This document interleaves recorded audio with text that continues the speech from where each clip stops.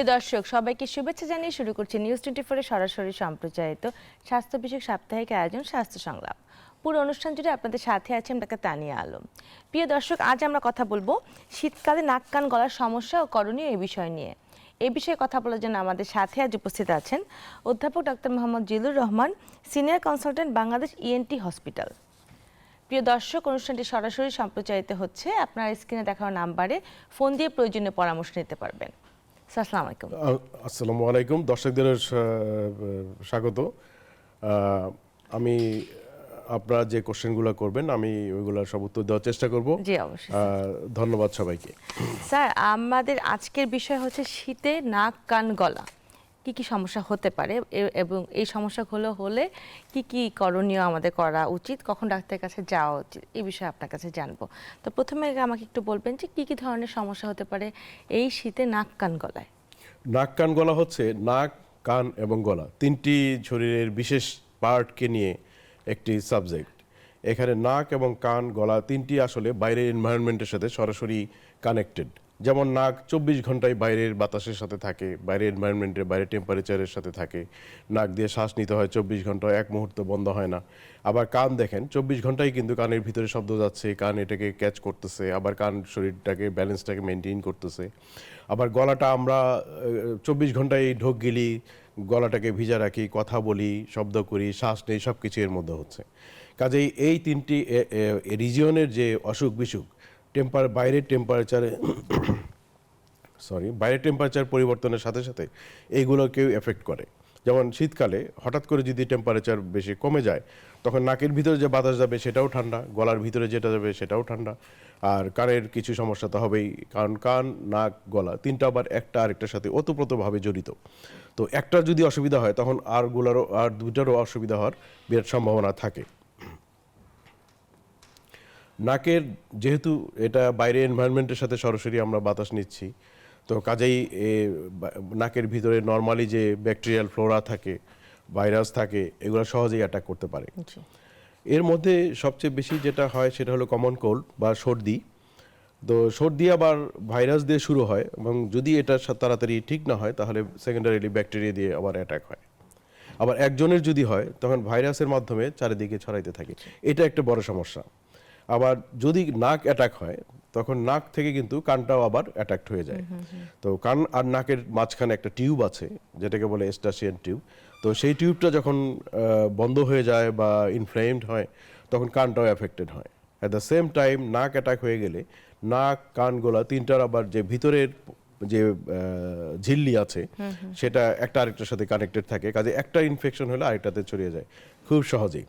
এখন যদি নাকের কথা বলি, তো এই কমন কোল্ড বা সর্দিটাই হচ্ছে সবচেয়ে বেশি। এরপরে যাদের অ্যালার্জি আছে, অ্যালার্জিক রাইনাইটিস, তাদেরও কিন্তু অ্যালার্জির প্রকোপটা অনেক বেড়ে যায়, কারণ শীতকালে বাতাসটা থাকে ঠান্ডা, আবার ধুলাবালির পরিমাণও থাকে অনেক বেশি।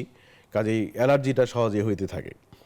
আর গলাতে যেহেতু নাকের ইনফেকশন হবে, নাকের যদি কোনো অসুবিধা হয় গলাতেও সাথে সাথে হইতে থাকে। এর মধ্যে ঠান্ডাটা টনসিলগুলোকে এফেক্ট করে সবচেয়ে বেশি, অথবা ফ্যারিংসটাকে এফেক্ট করে সবচেয়ে বেশি। গলা ব্যথা যাদের আগে থেকেই ছিল তাদের এটার প্রকোপটা অনেক ক্ষেত্রে বেড়ে যায়। আবার যাদের নতুন করে হয় তাদেরটাও চলতে থাকে, সহজে ভালো হইতে চায় না, আবার একজনের কাছ থেকে আরেকজনের ছড়াতে থাকে। কানের ইনফেকশনের ব্যাপারেও একই কথা, নাক বা গলাতে ইনফেকশন হলে কানটাও তখন বন্ধ হয়ে যায়।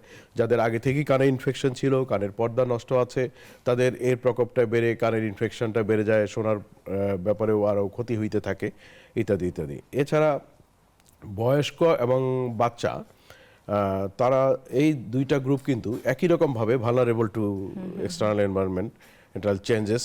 তো কাজেই এই যে বাচ্চাদের বেলায় বিশেষ করে যাদের টনসিলের সমস্যা আছে অথবা নাকের পিছনে একটা গ্ল্যান্ড থাকে বলে অ্যাডেনয়েড, এই অ্যাডেনয়েড এবং টনসিলের যে প্রকোপটা এটা অনেক বেড়ে যায়, তাদের শ্বাসকষ্ট হতে থাকে। একদম ছোট বাচ্চা যারা, ওদের নাকে আবার হয় কি, মায়েরা অনেক সময় খেয়াল করেন, অনেক সময় হয়তো পারেন না, বাইরের বাতাস যেহেতু শুকনা থাকে, কাজে নাকের ভিতরে যে সিক্রেশন আছে এগুলো সহজেই শক্ত হয়ে জমে যায়, ওদের শ্বাস নিতে খুবই অসুবিধা হয়। আর বয়স্কদের ব্যাপারেও তাই, ওনারা সহজেই টেম্পারেচার চেঞ্জের কে এফেক্টেড হয়ে থাকেন, কাজে তাদের ব্যাপারেও বিভিন্ন অসুখ বেশি হতে থাকে, বিশেষ করে সর্দি সাথে অন্যান্য যেগুলো কাশি বা শ্বাসকষ্ট এগুলো হতে থাকে। স্যার এই যে খুব কমন কিছু ওয়ার্ড আছে নাক কান গলা যেটা সাধারণ মানুষই জানে, যেমন সাইনোসাইটিস। তো এটা সম্পর্কে জানতে চাচ্ছি, সাইনোসাইটিস সাধারণত হলে পরে কখন তার ট্রিটমেন্ট লাগে, কখন ইনফেকশন লাগে, এই বিষয়ে একটু জানতে চাচ্ছি। আমরা আসলে আগে বলি যে সাইনাস কি এবং সাইনোসাইটিস কি। শরীরের যে কোনো জায়গার নাম অনুসারে যদি সেখানে কোনো রকম প্রদাহ হয় সেটার সাথে যোগ হয় আইটিস। যেমন নাক হলো এর সাথে যদি ইনফেকশন হয় হবে রাইনাইটিস। সাইনাসের যদি ইনফেকশন হয় সেটা হবে রাইনাইটিস।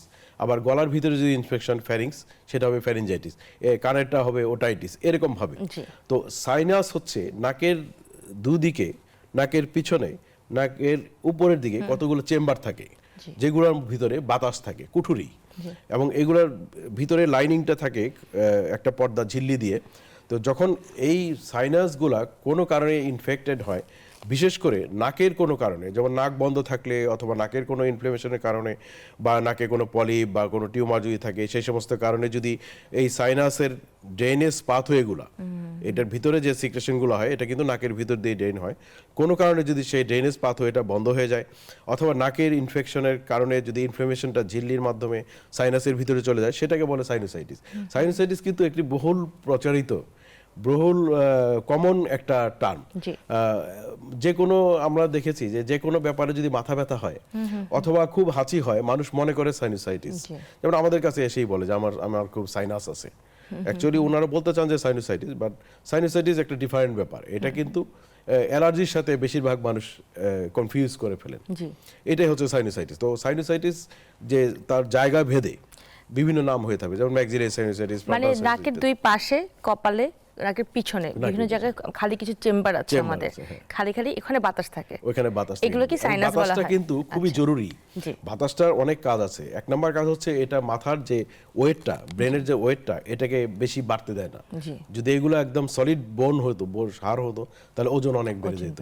তো এই সমস্ত কারণে, আর এই বাতাসটা যখন নাকের সাইনাসের ভিতরে থাকে, তখন এই যে আমরা কথা বলি, এই কথা বলার যে একটা টোন, এই টোনটাকেও এটা দেয়। আচ্ছা, যখন এই জায়গাটাতে কোনো ইনফেকশন হয় তখন যেটা আমরা, সেটা হবে আইটিস, মানে সাইনোসাইটিস। তো স্যার এই ইনফেকশনগুলো যেটা মানে কিছু কমন টার্ম আমরা ইউজ করি কিছু হলেই, তো এটা কিন্তু আসলে সাইনোসাইটিস যদি কারো হয় তখন তার লক্ষণগুলো কীরকম হতে পারে?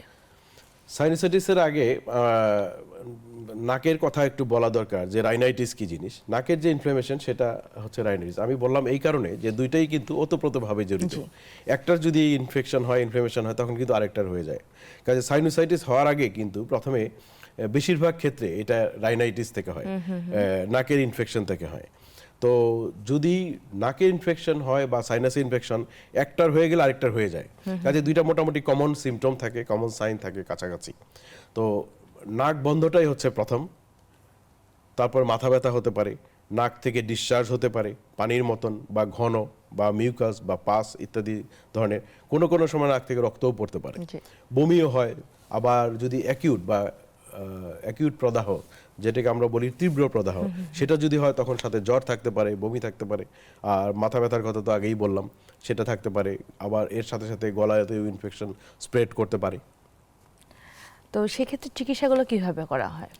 আর মানে যদি কারো এরকম করে দেখাই দেয়, তা ধরা পড়ে কিভাবে যে একটা পেশেন্টের সাইনোসাইটিস আছে? ওয়েল, সিমটমগুলো তো আগেই বললাম যে তার কি কি হতে পারে। এটা নিয়ে কিছু আছে কিনা, এটা কিন্তু এটা সিমটমগুলো হওয়ার পরে রোগী নিজেই একটু আন্দাজ করতে পারে যে কিছু একটা হয়ে গেছে। তো তখন হয় নিজেরাই চিকিৎসা করে বা ছোটখাটো দোকানে, ওষুধের দোকানে যাবা বিভিন্নভাবে, বা এটা একা একাই ভালো হয়ে যায় বেশিরভাগ সময়।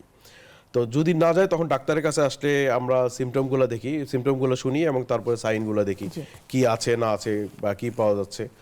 তারপর আমরা দু একটা পরীক্ষা, অতি সাধারণ মানের পরীক্ষা করতে পাঠাই, এক্সরে, প্লেন এক্সরে, যেটা খরচও বেশি না। এই এক্সরে করলেই মোটামুটি কনফার্ম হওয়া যায় যে এটা কি। আর এর চেয়েও বেশি যদি কিছু থাকে তখন অ্যাডভান্স যে ইনভেস্টিগেশন আছে, সিটি স্ক্যান, সেগুলোতে আমরা যেতে পারি। এটা কিন্তু সেটা অনেক পরে। আগে সাধারণত আমরা সাইন সিমটম দেখেই আমরা ডায়াগনোসিস করি। প্রথম ভিজিটে যে আমরা ওষুধপত্রগুলো দিই সেগুলো সাইন সিমটমের ভিত্তিতেই, ইনভেস্টিগেশন আমরা সহজে করতে চাই না। তো পরবর্তীতে যদি ভালো না হয় তখন আমরা ইনভেস্টিগেশনে যাই। আচ্ছা, আর ট্রিটমেন্টটা স্যার কিভাবে করা হয়? ট্রিটমেন্ট প্রথমে আমরা একটা কনজারভেটিভ ট্রিটমেন্ট দিই, মেডিসিন দিয়ে চেষ্টা করি যে কিভাবে পেশেন্টকে সাইনোসাইটিস থেকে ভালো করা যায়। তো এর মধ্যে অনেকগুলো আছে, অ্যান্টিবায়োটিক আছে, নাকের ড্রপ আছে, অ্যান্টিহিস্টামিন আছে, আর গরম পানির যে ভাপ মেন্থল দিয়ে সেটা একটা ট্রিটমেন্ট আছে। আর যদি বেশি জ্বর বা মাথা ব্যথা থাকে তখন প্যারাসিটামল দেওয়া হয়। এরপরে যদি ভালো না হয় তখন আমরা তাকে কিছু পরীক্ষা নিরীক্ষা করানোর পরে কনফার্ম হওয়ার পরে যে এর আরও স্প্রেড করলো কিনা বা বাড়লো কিনা এই জিনিসটাও দেখি। দেখার পরে তখন আমরা সার্জিক্যালি মাইনর সার্জারি অথবা ডেফিনিটিভ সার্জারিতে যাই। মাইনর সার্জারি হচ্ছে সিম্পল ওয়াশ বা এই ধরনের কিছু, আর ডেফিনিটিভ সার্জারি ক্রনিক সাইনোসাইটিস, আচ্ছা, মানে বহুদিন ধরে সাইনোসাইটিস আছে তাদের ক্ষেত্রে আমাদেরকে তখন এই ডেফিনিটিভ ট্রিটমেন্টে যেতে হয়। আর ডেফিনিটিভ ট্রিটমেন্ট সম্বন্ধে আমাকে একটু বলতে হবে এই জন্যে যে হয়তো মানুষ অনেকেই জানেন না এই ব্যাপারগুলো, যে আমরা গত প্রায় 25-30 বছর থেকে কিন্তু আমাদের দেশে সর্বাধুনিক প্রযুক্তির চিকিৎসাগুলো করছি সার্জিক্যালি, যেমন এন্ডোস্কোপিক সাইনাস সার্জারি। আচ্ছা, নাকের বাইরে থেকে কোনো কিছু না, সাইনাসের বাইরে থেকে কোনো কিছু না, নাকের ভিতর বা সাইনাসের ভিতর থেকে আমরা এন্ডোস্কোপিক যে চিকিৎসা সেটা করি, লেজারের মাধ্যমে চিকিৎসা করি, কোবলেটের দিয়ে চিকিৎসা করি, ইত্যাদি বিভিন্ন ধরনের চিকিৎসা কিন্তু আমাদের দেশে গত 20-25-30 বছর থেকে চলছে অলরেডি। কাজেই কোনো না কোনোভাবে সাইনোসাইটিস যদি থাকে সেটা ট্রিটমেন্ট হয়ে যায়। এমন না যে সাইনোসাইটিস বহুদিন পারসিস্ট করলে পারে আর চিকিৎসা করলে ভালো হবে না, এটা কিন্তু না। জি। ভালো প্রায় সবাই হয়ে যাবে, কিন্তু পরবর্তীতে ভালো যেন না হয়, আসলে তো এগুলো অনেক কিছু ভালো মন্দ পেশেন্টের নিজের উপরও নির্ভর করে, ছোট বাচ্চা হলে বাপ মার উপরও নির্ভর করে, কারণ বারবার যদি হতে থাকে তার ডেফিনিটিভ একটা কারণ থাকে। এই কারণটা কিন্তু সহজেই সবাই বুঝে যে এই জন্য আমার হয়। যদি ওই সমস্ত কারণে, যেমন ধরেন ধুলাবালিতে উনি যদি না যান বেশি, বা ঠান্ডা না খান, আইসক্রিম না খান বেশি, ফ্রিজের পানি বেশি না খান, এসিতে বেশি না থাকেন, তো এরকম যদি না উনি নিজেকে বাঁচাতে পারেন, ওইগুলো থেকে সেভ করে রাখতে পারেন, তাহলে তো এটা হবে না। কাজেই আমাদের মনে রাখতে হবে যে প্রিভেনশন ইজ বেটার দেন কিউর, মানে অসুখ হয়ে গেছে তারপরে যে চিকিৎসা, তার চেয়ে কিন্তু কোনো কিছু না হওয়াটা, না যেন হয় সেই চেষ্টাটা কিন্তু আসল চিকিৎসা। জি জি জি। তো এতে তো খরচও লাগে না, হ্যাঁ, আর এতে কষ্টও লাগে না, কোনো কিছুই না। তো সেক্ষেত্রে অবশ্যই মানে খুব কনজারভেটিভ ভাবেই দেখা যায়, অনেকে যেটা বলা হয় যে ওষুধ দিয়ে ট্রাই করেন সাইনোসাইটিসের ক্ষেত্রে, এবং দেখা যায় অনেক সময় গরম পানির ভাপ নিয়েও কিন্তু মানে ট্রিটমেন্টটা করা হয়, সেক্ষেত্রে ভালো হয়ে যায়। স্যার, আমি আরেকটা জিনিস আছে যে খুব কমন, যে টনসিল, শীতকালে কিছু হলেই কারো গলা ব্যথা করে, কেউ কেউ বলে আমার টনসিল ফুলে গেছে। টনসিল ফুলে গেলে তো বাইরে থেকে অত বোঝা যায় না, যে ডক্টররা দেখেই বুঝতে পারেন। এই বিষয়ে একটু জানতে চাচ্ছি যে টনসিলাইটিস আমরা নর্মালি জানি বাচ্চাদের হয়, বড়দের ক্ষেত্রেও অনেক সময় হয়ে থাকে। এক্ষেত্রে তার শুধু কি গলা ব্যথায় সিমটম থাকবে না, সাথে অন্য কিছু থাকবে? টনসিল সম্বন্ধে আমি একটু বলে নেই। যেহেতু আমাদের দেশের বেশিরভাগ মানুষ গ্রামে গঞ্জে থাকেন, বেশিরভাগ মানুষের জানাশোনা একটু কম, পড়াশোনা একটু কম থাকতে পারে, ওনারা যদি গলার বাইরে কোনো জায়গায় ফুলে থাকে সেটাকেই ওনারা মনে করেন যে টনসিল হয়ে গেছে, জি অথবা অন্য একটা গ্ল্যান্ড যার সাথে টনসিলের কোনো সম্পর্ক নেই, অনেক বাইরে, এখানে এখানে এখানে, ওনারা মনে করেন যে এটা টনসিলের ইনফেকশন, আমাদের কাছে এসে বলেন যে ও আমার টনসিল হয়েছে। জি তো কিন্তু এগুলো কিন্তু টনসিল না। টনসিল সম্বন্ধে একটা সম্যক ধারণা আমি দিয়ে দিই, খুবই গ্রস বাট খুবই প্রয়োজনীয়। টনসিল হচ্ছে কতগুলা গ্ল্যান্ড যেগুলা গলা এবং নাকের আশেপাশে ভিতরের দিকে থাকে, জি। এবং যেগুলার কাজ হচ্ছে বাইরের যে রোগ জীবাণু এগুলাকে আটকানো, প্রতিরোধ করা।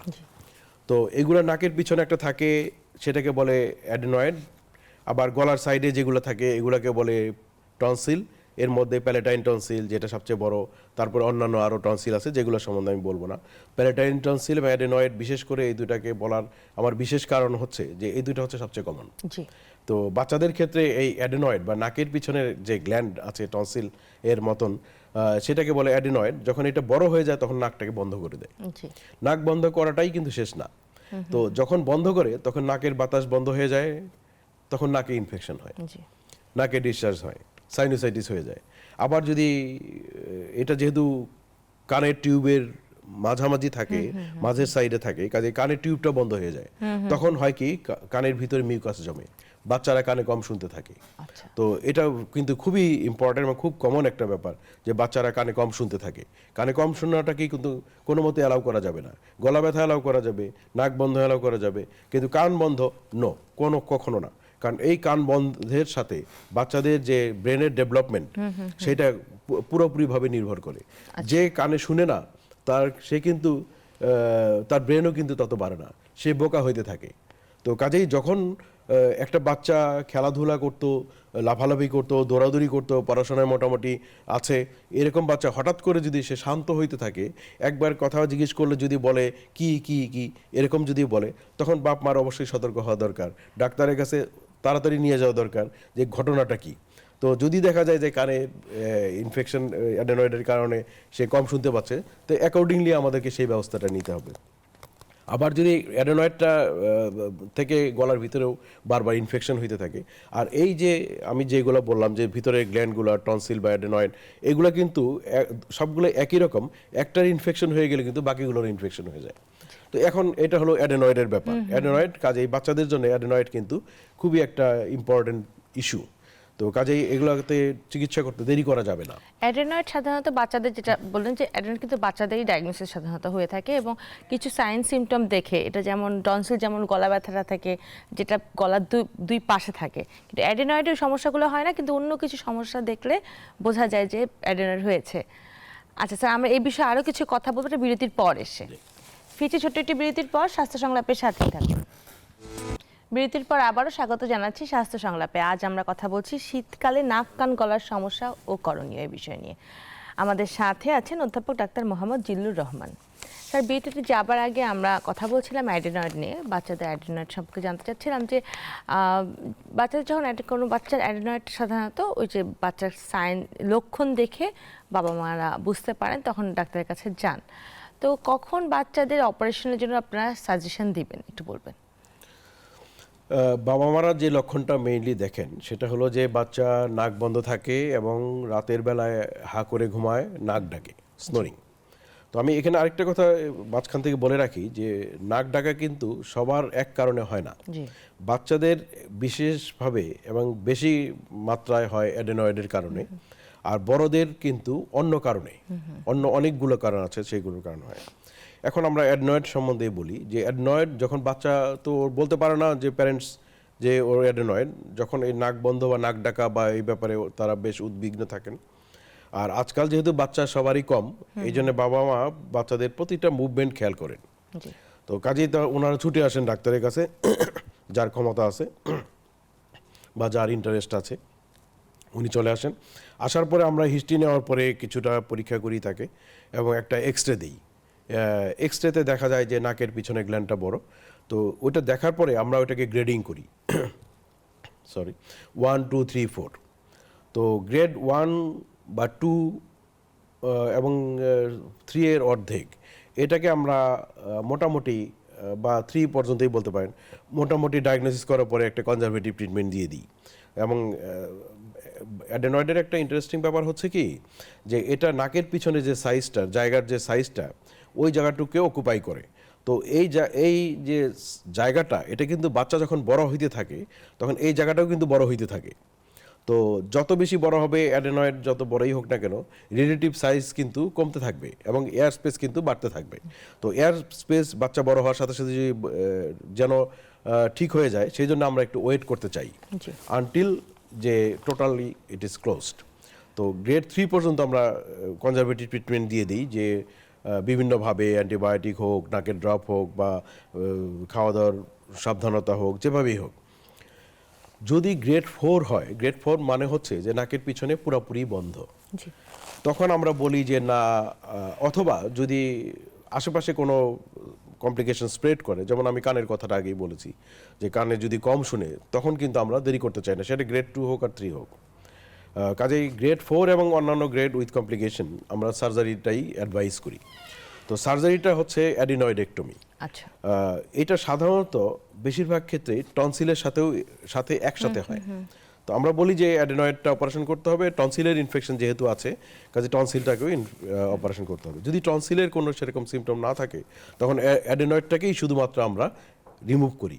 তো অ্যাডেনয়েড রিমুভ করার কতগুলো প্রসেস আছে, যেমন কনভেনশনাল টেকনিকগুলো আছে যেটাতে অন্য কোনো যন্ত্রপাতির দরকার পড়ে না। স্বাভাবিকভাবে আমরা রোগী ভর্তি করি, জেনারেল অ্যানেস্থেসিয়া বা অজ্ঞান করে তারপর এটাকে রিমুভ করে দিই। কিন্তু আমাদের সর্বাধুনিক কিছু প্রযুক্তি এখন এসে গেছে যেটা দিয়ে আমরা করতে আর একটু কমফোর্ট ফিল করি, যেমন এন্ডোস্কোপিক অ্যাডেনয়েড অথবা লেজার অ্যাডেনয়েড বা কোবলেটর অ্যাডেনয়েড। এই টেকনিকগুলো কিন্তু এখন চলে আসছে এন্ডোস্কোপি। তো এগুলোতেও খুব একটা হচ্ছে অ্যাডেনয়েড রিমুভ করার পরে বাচ্চা পরদিন থেকেই বা তার পরপরই কিন্তু শ্বাস নিতে পারে নাক দিয়ে। আর কানের যে ইনফেকশন সেটার যে মেইন কজ হিসেবে এটা ছিল, সেটা না থাকার কারণে কানের ইনফেকশন বা কানের ভিতরে মিউকাস জমাটাও কিন্তু কমতে থাকে। বাট আমরা ওই রিস্কও আবার নেই না যে আমরা অ্যাডেনয়েড রিমুভ করলাম আর বাচ্চার সাথে সাথে কানের শুনে ফেলবে, এটাও নেই না। এই জন্য আমরা করি কি, কানেও ছোট্ট একটা মাইক্রোস্কোপিক অপারেশন করে কানের যে মিউকাস জমে যায় সেটাকে রিমুভ করে দিই, এবং যদি এটা মিউকাসটা খুবই ঘন থাকে সেই ক্ষেত্রে আমরা কানের ভিতরে ছোট ছোট দুইটা টিউব সেট করে দিই, এবং এই টিউব দুটো যে যতদিন দরকার ঠিক ততদিন থাকবে। যেমন ধরেন যতদিন মিউকাস জমার সম্ভাবনা থাকবে ততদিন থাকবে, বা বাচ্চা শুনতে পাচ্ছে না এটার কারণে বারবার হচ্ছে অ্যালার্জি, সেই কারণে তখন আমরা দুইটা টিউব সেট করে দিই। এই টিউব দুটা যতদিন দরকার ততদিন থাকবে, এবং যখন দরকার না শরীর এটাকে নিজেই এটাকে বের করে দিবে। এটাই হচ্ছে অ্যাডেনয়েডের মডারেট ট্রিটমেন্ট। কিন্তু একটা জিনিস মনে রাখা দরকার আমাদের সবাইকে, যে ট্রিটমেন্ট মানে কিছু সার্জারি করে দিলাম বা মেডিসিন দিয়ে দিলাম সব কিছু হয়ে গেল, ফলো আপটা কিন্তু খুবই জরুরি। অপারেশন হয়ে গেল তারপরে কিন্তু ডাক্তারের সাথে যোগাযোগ রাখা, অন্তত অল্প কিছুদিন যে কয়দিন ডাক্তার মনে করে যে না থাকার দরকার সেই কদিন কিন্তু ডাক্তারের সাথে যোগাযোগ রাখা খুবই জরুরি। কারণ এই জিনিসগুলা অতি যদিও খুবই কম পার্সেন্টেজ, তারপরে কিন্তু কোনো কোনো সময় নতুন করে হতে পারে। এবং আমি যে আমার প্র্যাকটিসে দেখতে পাই যে বেশিরভাগ মানুষেরই একটা ধারণা যে এইটা করলে আবার হয়, তো করলে আবার কেন হবে, এটা রিকার করতে পারে, আবার নতুন করে হতে পারে বিভিন্ন কারণে, বিশেষ করে অ্যালার্জিক কারণে, কিন্তু করলে বারবার হয় এই ধারণাটা কিন্তু ভুল। তো এটা হচ্ছে অ্যাডেনয়েডের ব্যাপার। যদি সাথে টনসিলের সমস্যা থাকে আমরা তখন টনসিলটাকেও ফেলে দেন। স্যার যেটা কথা হচ্ছে কি, এই যে অ্যাডেনয়েড টনসিল এই অপারেশনগুলা একটু আগে বললেন যে অনেকে বাবা মা কিন্তু ভয় পাওয়ার কারণে লেট করে, যে বাচ্চা ছোট যেহেতু ফুল জেনারেল অ্যানেস্থেসিয়া দিয়ে করতে হয়, একটু লেট করে একটু বড় হোক তারপরে করব। এক্ষেত্রে সমস্যাগুলো কি হতে পারে বাচ্চার ক্ষেত্রে? একটা বললেন কানে কম শুনছে, তার ব্রেন ডেভেলপমেন্ট হচ্ছে না, ব্রেন ডেভেলপমেন্ট কম হইতে পারে বা হ্যাম্পার্ড হইতে পারে, স্কুলে পিছনে পড়তে পারে, বুদ্ধি কমতে থাকে ইত্যাদি ইত্যাদি। তো এটা একটা হইতে পারে। কিন্তু এর চেয়ে আরেকটা ভিজিবল যেটা বাইরে থেকে, সেটা হলো অনেক দিন থেকে যদি অ্যাডেনয়েড থাকে, তা আমি আগেই বলেছি যে এটা শ্বাস প্রশ্বাসের অসুবিধা করে, এবং নাক দিয়ে বাতাস না যাওয়ার কারণে মুখের বা ফেসের কিছু চেঞ্জ আসতে পারে। এটা কিন্তু আপনি দেখবেন যে অনেক বাচ্চার দাঁত বাইরে, ঠোঁট ছোট, উপরের ঠোঁটটা ছোট হয়ে গেছে, ঠোঁট দাঁতগুলো বের হয়ে গেছে, এবং এই যে ভাঁজগুলো আছে এগুলো থাকে না, নাকটা যেন কেমন একটু লম্বাটে টাইপের, পিন্সড চিকন টাইপের, এটা হইতে পারে।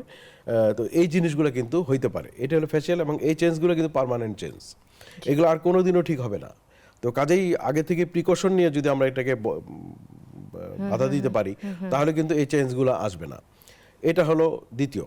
আর আরও কিছু চেঞ্জ যেগুলো খুব সিরিয়াস হতে পারে, তার মধ্যে একটা হচ্ছে হার্টের উপরে প্রেশার। হার্টের উপরে একটা প্রেশার থাকে, কারণ যেহেতু অক্সিজেন কম যাচ্ছে, হার্ট অক্সিজেন কম পাচ্ছে, এখন হার্ট কিন্তু পাম্প করতে হয় রক্ত চলাচল করানোর জন্য। তো হার্ট অক্সিজেন কম পাওয়ার কারণে তার এনার্জি ডিমান্ড বেড়ে যায়, তখন এটা কি করবে, ঠিক মতো সাপ্লাই দিতে পারে না, এই জন্য এটা নিজেই বড় হইতে থাকে, কার্ডিওমেগালি বলি। এটা কিন্তু খুবই একটা permanent damage, permanent heart disease. আবার এখান থেকে যদি এই হার্টটা ড্যামেজ হয়, এখান থেকে কিন্তু লাং ড্যামেজ হইতে পারে, পালমোনারি হাইপারটেনশন বলে এটাকে, তো সেটাও হইতে পারে। তো এই জিনিসগুলা কিন্তু প্রিভেন্ট করা যায় শুধুমাত্র ছোট একটা সার্জারি দিয়ে, সার্জারির মাধ্যমে। এবং আসলে যখন ডক্টররা প্রেসক্রাইব করে যে তার সার্জারি লাগবে, তখন আসলে কোনো ওষুধই কখনো কাজ হয় না, চেষ্টা করে দেখা যায় বাচ্চাটারই ক্ষতি হয়। আর আমাদের দেশে তো অবশ্যই বাচ্চাদের জন্য স্পেশাল অ্যানাস্থেসিয়া ডিপার্টমেন্ট আছেন, তো আমার ধারণা সেক্ষেত্রে মানে তারা ফুল সাপোর্ট দিয়েই এই প্ল্যানটা করা হয়। এই যে স্যার বললেন যে অ্যাডেনয়েড অপারেশন আগে ট্রেডিশনাল ওয়েতে করা হতো, এখন কিছু নিউ টেকনোলজিতে করা হয়, আপনি কি ওয়েতে করেন সাধারণত? আমি সবভাবেই করি, পেশেন্টরা যেভাবে চায় ওইভাবেই। কারণ আমি তো অনেক সার্জন হিসাবে তো অনেক বেশি অভিজ্ঞ হয়ে গেছি by this time, 35 years experience. তো সেই হিসাবে কিন্তু আমি যখন শুরু করেছি ওই সময় শুধুমাত্র কনভেনশনাল টেকনিক যেটা আছে এটা দিয়েই হতো। তারও বহু বছর পরে কিন্তু এই একটা একটা করে ইকুইপমেন্টসগুলো আসতেছে, নতুন মেশিনগুলো আসতেছে, ইকুইপমেন্ট নতুন টেকনিকগুলো আসতেছে, এগুলো আমরা বাইরে থেকে শিখে আসি আর এখানে অ্যাপ্লাই করি। তো সেই হিসাবে সবগুলা টেকনিকেরই কিন্তু সুবিধা অসুবিধা আছে। যেমন কনভেনশনাল টেকনিক কিন্তু আমার মতে এটা এখন পর্যন্ত ভালো টাইম প্রুভেন একটা টেকনিক, যেটাতে পেইন কম হয় বা কমপ্লিকেশনের সম্ভাবনা কিছু কম থাকে। আর যে লেটেস্ট টেকনিক যেগুলো আছে সেগুলোরও অনেক সুবিধা আছে। জি এগুলো অনেক সুবিধা আছে, মেটিকুলাস ক্লিনিং হয়, মেটিকুলাস রিমুভাল হয়, রিকারেন্সের রেটটা একটু কমে যায় ইত্যাদি, এগুলো সবগুলোতে। কাজেই এই সুবিধা অসুবিধা সবগুলোর আছে, যার জন্যে প্রত্যেকটা মেথডই কিন্তু এখন সমানভাবে চলছে। জি। কোনোটাকে কিন্তু আটকাতে পারতেছে না পারছে না। অন্যান্য সার্জারির মতন। জি, আমরা আরো কিছু কথা বলবো এটা বিরতির পর এসে। ফিরছি ছোট্ট একটি বিরতির পর, স্বাস্থ্য সংলাপের সাথেই থাকুন। বিরতির পর আবারও স্বাগত জানাচ্ছি স্বাস্থ্য সংলাপে। আজ আমরা কথা বলছি শীতকালে নাক কান গলার সমস্যা ও করণীয় এই বিষয় নিয়ে। আমাদের সাথে আছেন অধ্যাপক ডাক্তার মোহাম্মদ জিল্লুর রহমান। স্যার, বিরতিতে যাবার আগে আমরা কিছু বিষয় নিয়ে আলাপ করলাম। শীতে আমরা খুব কমনলি একটা কথা শুনি, অ্যালার্জি সমস্যা, অ্যালার্জি, এবং সেটা হচ্ছে ঠান্ডা, কোল্ড অ্যালার্জি, অ্যালার্জিক রাইনাইটিস, কি কমন কিছু ওয়ার্ড আছে, এই বিষয়ে একটু বলবেন। অ্যালার্জি সম্বন্ধে বলতে গেলে আমি প্রথমেই বলতে চাই যে অ্যালার্জিটা কি আসলে। অ্যালার্জি কিন্তু একটা শরীরের অ্যাবনর্মাল একটা রিয়াকশন। কোনো কিছু আমার শরীর নিতে চায় না বা পছন্দ করে না, এর এগেইনস্টে আমার শরীর একটা রিয়াকশন প্লে করে। সেটাই হচ্ছে অ্যালার্জি। যেমন ধরেন ধুলাবালি, ডাস্ট অথবা ঠান্ডা, আমার শরীর এটাকে পছন্দ করে না, তো শরীর বিভিন্নভাবে দেখাতে চায় যে আমি এটাকে পছন্দ করি না, আমাকে এখান থেকে সরে নিয়ে যাও।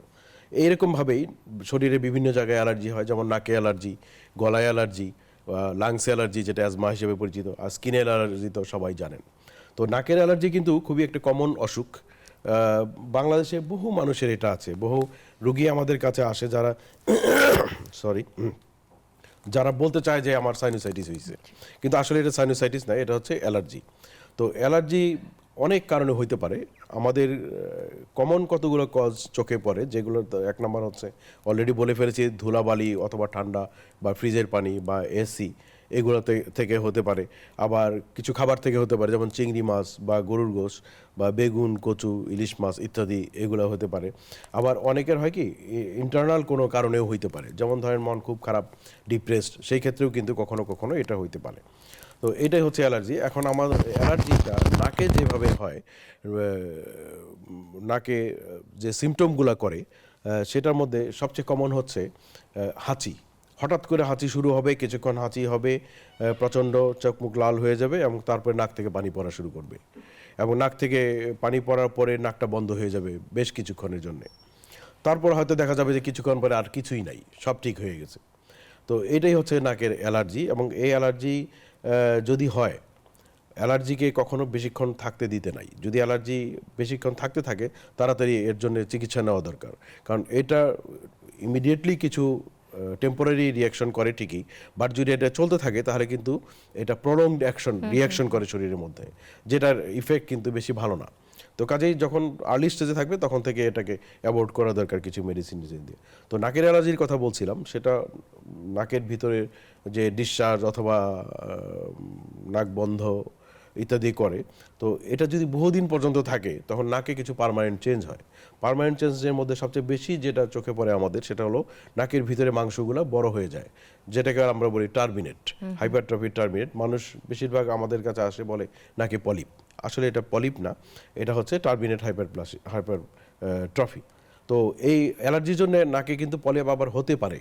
এথমোডাল পলিপ নামে এক ধরনের পলিপ আছে, সেটাও কিন্তু নাকের অ্যালার্জির কারণেই হয়। তো যখন এটা হয় তখন আমরা কিছু মেডিসিন দিয়ে দিই, এটা কন্ট্রোলে চলে আসে। কিন্তু যখন আবার ওষুধে কাজ করতে চায় না বা অনেক দিন থেকে আছে অথবা কিছু পরিবর্তন করে ফেলেছে যেটা ওষুধে ঠিক হবে না কখনো, তখন আমরা কিছু সার্জারি তাদেরকে অ্যাডভাইস করি। সার্জারির মধ্যে সবচেয়ে পপুলার যেটা নাকের মাংস বড় হওয়ার কারণে, সেটা হচ্ছে লেজার সার্জারি।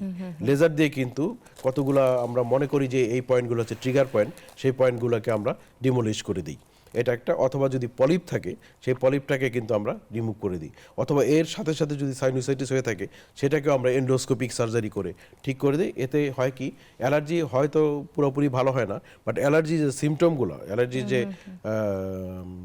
যে কষ্টগুলো, সেগুলো অনেক রিলিফ হয়ে যায়। জি স্যার, আপনি অনেকগুলো সার্জারির কথা বললেন, এই যে এই অ্যালার্জিক রাইনাইটিস সম্পর্কে এর আগেও অনেকগুলো সার্জারির কথা বলেছেন, লেজার সার্জারি, এন্ডোস্কোপিক সার্জারি।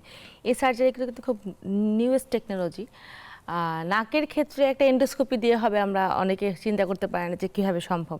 আগে তো জানতাম কেটে কুটে অপারেশন করা হয়, লেজার ইউজ করা হয়। এই বিষয়ে জানতে চাচ্ছি যে উন্নত বিশ্বের সাথে আমাদের দেশের সার্জারির যে এখনও কি কোনো পার্থক্য আছে কিনা, যে ইএনটি নাক কান গলা সার্জারির জন্য বিদেশে যেতে হবে কিনা, যেটা আমাদের দেশে নেই, বা থাকলে কি কি আছে? উন্নত বিশ্বে যে চিকিৎসাগুলো হচ্ছে, আমরা প্রতিনিয়ত চেষ্টা করছি সেগুলোর সাথে কোপ করে এগুলোকে বাংলাদেশে শুরু করতে, এবং আমরা এই পাশে আমি বলতে পারি যে মোর দেন 90% সাকসেসফুল। আমরা একদম লেটেস্ট যে টেকনোলজিগুলো সেগুলো হয়তো আমরা দুই একটা করতে পারি না, বাট বেশিরভাগই, যেমন ধরেন যেটার কথা আমি অলরেডি বলেছি যে এন্ডোস্কোপিক সাইনাস সার্জারি, এন্ডোস্কোপিক নাকের সার্জারি, অথবা যদি লেজার সার্জারি, কানের ব্যাপারে ককলিয়ার ইমপ্ল্যান্ট সার্জারি, আবার এন্ডোস্কোপিক যে গলগণ্ড থাইরয়েড সার্জারি, এগুলা এন্ডোস্কোপিক এবং লেজার মাইক্রোস্কোপিক, গলার আওয়াজ বসে যায়, ভোকাল কর্ড পলিপ, যাদের গলার আওয়াজ বসা, তাদের যাদের সার্জারি লাগে, এগুলো সবগুলো কিন্তু এই লেজারের মাধ্যমে হচ্ছে। আবার বাকিগুলো যেগুলো বললাম যে এন্ডোস্কোপিক অপারেশন শুধু নাকে না, এন্ডোস্কোপিক থাইরয়েড অপারেশন কিন্তু হয়, এটা আমাদের রেগুলার হয়। কাজে আমাদের রুগীরা, আমি মনে করি যে আমরা কিন্তু এগুলো এখন শুরু করিনি, আমরা আমি আগেই বলছি যে 25-30 বছর আগে থেকে আমরা we have started it in Bangladesh. But মানুষ অনেকে হয়তো জানেন না, কি কারণে জানেন না সেটাও জানি না, আমাদেরই ব্যর্থতা থাকতে পারে, অথবা আমাদের দেশে চিকিৎসা হয় না এরকম একটা মেন্টালিটি থাকতে পারে, যেটা রিসেন্টলি যদি আমাদের দেশে চিকিৎসা নাই হয়ে থাকে, তাহলে কোভিডের 3টা বছর তো মানুষ বাইরে যেতে পারে নাই, তাহলে তাদের চিকিৎসা কোথায় হলো? তো কয়টা রুগী চিকিৎসা না পেয়ে কষ্ট পেয়েছে অথবা মারা গেছে, এরকম দেখান তো পারবেন না। কারণ এই জিনিসগুলো কিন্তু সবসময়, আবার যেই মাত্র কোভিডের বারটা উঠে গেছে, তখন দেখা গেল পেশেন্টের হ্রাস প্রতিবেশী দেশে সমানে হচ্ছে। এখন তো প্রতিবেশী দেশে ভিসা দেয় না, তাহলে কি এই রুগীগুলোর চিকিৎসা হচ্ছে না? তারা কি খুবই কষ্টে আছে? না। তো কাজেই মানসিক একটা ব্যাপার আছে, একটা চিন্তাধারার ব্যাপার আছে, একটা ওরিয়েন্টেশনের ব্যাপার আছে ব্রেনের, যে আমরা বিদেশে যাব। তো বিদেশে গেলে একটা সুবিধা হয় কি, যে অনেকে একসাথে যেতে পারেন, একটা ট্যুরও হয়ে গেল, একটা চিকিৎসাও হলো, সবকিছু একটা সেকেন্ড ওপিনিয়ন, থার্ড ওপিনিয়ন নেওয়াও হয়ে গেলো, এরকম একটা মেন্টালিটি থাকতে পারে আমাদের মনে হয়। কিন্তু বাইরের দেশে যে সার্জারিগুলো হচ্ছে, আপনি ধরে নিতে পারেন যে এর প্রায় সবগুলোই দেশে হয়। এটা শুধু আমি আমার ডিপার্টমেন্টের জন্য বলছি না, আমার নাক কান গলা বিভাগের জন্য বলছি না, প্রত্যেকটা ডিপার্টমেন্টেই কিন্তু দেখবেন যে বড় বড় যে হসপিটালগুলো আছে, এখানে একদম লেটেস্ট সমস্ত অপারেশনের যে ফ্যাসিলিটিসগুলো আছে, এবং রুগীদের যে ফলো আপগুলা, এই ফলো আপগুলোও কিন্তু খুব ভালোভাবে হচ্ছে। তো আমাদের দেশে আরেকটা বড় সমস্যা কি, যে রুগী একবার অপারেশন হয়ে গেলে সহজে আর ফলো আপে আসতে চায় না, বিভিন্ন কারণে, টাকা পয়সার কম থাকার কারণে হোক, বা একটা পুরা ফ্যামিলির একটা সময় দিতে হয় সেই অসুবিধার কারণে হোক, অথবা কিছুটা অনীহা।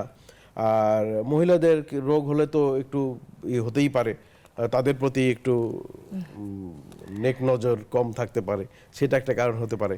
তো এইগুলোই হচ্ছে কারণ। আসলে ফলো আপে আসাটা খুবই জরুরি। আপনি ফলো আপে যদি না আসে বলেন যে আমি সার্জারি করছি 3 বছর পরে আমার আবার এটা হয়ে গেল, তো 3 বছর পরে যদি হয় কোনো অসুখ আবার, তো এই 3 বছরের মধ্যে যদি আপনি দেখাতেন আগে ডাক্তারদেরকে, 3 বছর আগেই আপনার কিন্তু এই সমস্যাটা সমাধান হয়ে যেত, তাহলে নতুন করে আর হতে পারতো না। সেটাই স্যার, একটা জিনিস হচ্ছে আমাদের দেশে উন্নত মানের সার্জারি এখন হচ্ছে, এবং কিন্তু তার কথা হচ্ছে আমাদের রোগীদের ক্ষেত্রে যেটা হচ্ছে, তাদের আমাদের চিকিৎসা নেওয়ার জন্য আগ্রহ থাকতে হবে। বিপদে পড়ে দেখা যাবে যে এখন ভিসা পাচ্ছি না দেখে এখন করতে হচ্ছে, এটা না, আমাদের ডাক্তারদের কাছেই আসতে হবে চিকিৎসা নেওয়ার জন্য। এবং আমার কাছে আরেকটা জিনিস মনে হয় যে, যেটা সার্জারির ক্ষেত্রে বা মেডিসিন যে সেই ডিপার্টমেন্টের ক্ষেত্রে, যে পেশেন্ট যখন একজনের কাছে ট্রিটমেন্ট নেওয়া শুরু করে, কি সময় দিতে হয় সেই ডক্টরকে। চিকিৎসা বিদ্যা কোনো জাদুর বিদ্যা না যে আজকে ট্রিটমেন্ট শুরু করে দিলাম, কাল পরশুর মধ্যে ঠিক হয়ে গেল। সময় দিলে কিন্তু আমাদের দেশে একটু পেশেন্টদের মধ্যে যেটা সমস্যা হচ্ছে, একটু শপিং টেন্ডেন্সি থাকে, এই ডাক্তারের কাছে একটু গেলাম, ওই ডাক্তারের কাছে একটু গেলাম, এই ক্ষেত্রে ট্রিটমেন্ট একটু হ্যাম্পার হয়ে যায়। তখন মনে হয় যে ডাক্তার সাধারণত দেখেনি দেখে ট্রিটমেন্টটা হচ্ছে না, আমার কাছে যেটা মনে হয়। স্যার, আমরা আজকে কথা বলছিলাম শীতকালে নাক কান গলার সমস্যা। এই যে শীতকালে এই ধরনের সমস্যাগুলো যাতে না হয়, সেজন্য কি করা উচিত? তো শীতকালে কিছু সমস্যা এগুলো বাড়ে, আবার শীতকালে কিন্তু অন্য অসুখগুলো আবার কমে যায়। যেমন ধরেন শীতকালে প্রচুর পরিমাণে অত্যন্ত পুষ্টিকর খাবার পাওয়া যায়, খুবই টেস্টি, শীতের সবজিগুলো খুবই ভালো, শীতের মাছ মাংস এগুলোও যথেষ্ট পরিমাণে আমার মনে হয় যে অন্য সময়ের চেয়ে কিছুটা ভালো পাওয়া যায়। কাজে অসুখ বিসুখ কিন্তু কোনো কোনো ক্ষেত্রে কমে যায়, কোনো কোনো ক্ষেত্রে বেড়ে যায়। তো যেই সমস্ত ক্ষেত্রে বেড়ে যায়, এর মধ্যে নাক কান গলার অসুখগুলো অন্যতম। তো আমরা কিন্তু একটু চেষ্টা করলে এগুলো অনেকটা প্রিভেন্ট করতে পারি। যেমন আমাদের কাপড় চোপড়ের ব্যাপার, আমরা শীতকালে একটু বের হলাম, আমরা যদি একটা মাফলার ইউজ করি, এই মাফলারটা কিন্তু আজকাল অবসলিট হওয়ার পথে, মাফলার কেউ ইউজ করতে চায় না। যদিও উন্নত বিশ্বে বিভিন্নভাবে এটা পরে, তো আমাদের দেশে মানুষ কিন্তু এটা পড়তে চায় না, মনে করে যে মাফলার পরাটা একটা সেকেলে বা একটা গ্রামীণ ব্যাপার। তো মাফলার কিন্তু শরীরের জন্য খুবই একটা উপকারী একটা কস্টিউম বলা যায়। সেটা হলো যে এটা গলাটাকে গরম রাখে, আর গলা গরম রাখার সাথে কিন্তু নাক এবং গলা ভালো রাখার একটা ভালো সম্পর্ক আছে নিউরোলজিক্যাল নার্ভের মাধ্যমে। তো যদি আমরা মাফলার পরতে পারি, বাইরে শীতকালে বাইরে বের হই, বেশি টেম্পারেচার যখন কমে যায়, অনেক কমে যায়, তখন খুবই সাবধানে বের হওয়া, যথেষ্ট পরিমাণে বা যতটুকু গরম কাপড় নেওয়া দরকার ততগুলা, শীতকালে জার্নি করার সময় যথেষ্ট প্রোটেকশন নেওয়া, যেহেতু শীতকালে একটা বেড়ানোর খুব ভালো টাইম আমাদের দেশে। তো এই জিনিসগুলো করা, যে সমস্ত কারণে আমাদের অসুখগুলো গরমকালেও হয় সেগুলো থেকেও বিরত থাকা, ঠান্ডা না খাওয়া, তারপরে ঠান্ডাতে না যাওয়া ইত্যাদি, এগুলো যদি আমরা সাবধানে করতে পারি, সাবধানে থাকতে পারি এগুলো থেকে, তাহলে তো ডেফিনেটলি অসুখ বিসুখ কমতে বাধ্য। আর আমি আগেই বলেছি যে নাক, কান এবং গলা একটা আরেকটার পরিপূরক, একটার সাথে আরেকটা ওয়েল কানেক্টেড, একটা যদি অসুবিধা হয় আরেকটা হইতে থাকে। তো কাজেই একটা যদি না হইতে পারে, আমাদের যদি সর্দি না কমে যায় অথবা যদি গলা ব্যথাটা আমরা কমাতে পারি, তাহলে কিন্তু অন্য অসুখগুলোও কমে যাবে। আর এর যে জটিলতা হওয়ার সম্ভাবনা থাকে, অনেক দিনের ক্রনিক হওয়ার সম্ভাবনা থাকে, বা অন্য আরও কিছু অসুবিধা, সেগুলোও কিন্তু কমে যাবে। জি স্যার, আপনাকে অনেক ধন্যবাদ আমাদের অনুষ্ঠানে আসার জন্য এবং দর্শকদের প্রয়োজনীয় পরামর্শ দেওয়ার জন্য। ধন্যবাদ আপনাকে, ধন্যবাদ দর্শকদের, কষ্ট করে যারা শুনছেন। দর্শক দেখছিলেন স্বাস্থ্য সংলাপ, আজ এখানেই শেষ করছি। আশা করি আগামী অনুষ্ঠানে আবারও দেখা হবে অন্য কোনো বিষয় নিয়ে। সেই পর্যন্ত ভালো থাকবেন, সুস্থ থাকবেন।